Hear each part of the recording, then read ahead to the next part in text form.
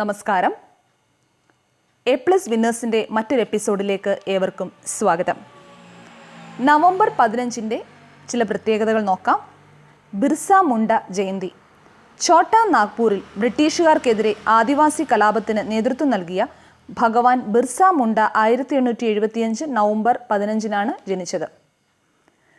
ഇന്ത്യയിൽ നിന്നുള്ള ആദ്യ വനിതാ അഭിഭാഷകയും ബോംബെ സർവകലാശാലയിൽ നിന്നും ആദ്യമായി ബിരുദം നേടിയ വനിതയുമായ കോർണീലിയ സൊറാബ്ജി ജനിച്ചത് 1866 നവംബർ 15 ഗാന്ധിയനും ഭൂദാന പ്രസ്ഥാനത്തിൻ്റെ പോഷകനുമായ വിനോബ ഭാവെ അന്തരിച്ചത് 1982 നവംബർ 15 യുറാനസ് ഗ്രഹവും ഇൻഫ്രാറെഡ് തരംഗങ്ങളും കണ്ടെത്തിയ ബ്രിട്ടീഷ് ജ്യോതിശാസ്ത്രജ്ഞൻ വില്യം ഹെർഷൽ ജനിച്ചത് 1738 നവംബർ 15 അകാർബണിക രസതന്ത്രത്തിന് നോബൽ പുരസ്കാരം നേടിയ ആദ്യ ശാസ്ത്രജ്ഞൻ ആൽഫ്രഡ് വെർണർ അന്തരിച്ചത് 1919 നവംബർ 15 കോർഡിനേഷൻ രസതന്ത്രത്തിൻ്റെ അടിസ്ഥാന ആശയങ്ങൾ വികസിപ്പിച്ചെടുത്തത് അദ്ദേഹമാണ്.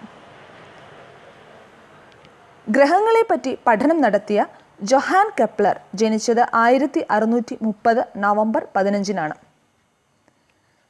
ഇന്ത്യയിൽ നിന്നുള്ള വനിതാ ടെന്നീസ് താരം സാനിയ മിർസ 1986 നവംബർ 15 ജനിച്ചു.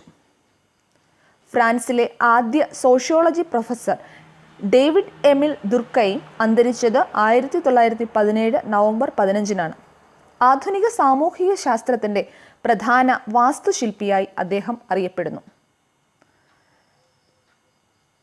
ഓരോ ദിവസത്തെയും പ്രത്യേകതകൾ അറിയുവാനായി എ പ്ലസ് വിന്നേഴ്സ് എന്ന ഞങ്ങളുടെ യൂട്യൂബ് ചാനൽ ഇതുവരെയും സബ്സ്ക്രൈബ് ചെയ്യാത്തവർ സബ്സ്ക്രൈബ് ചെയ്യുക.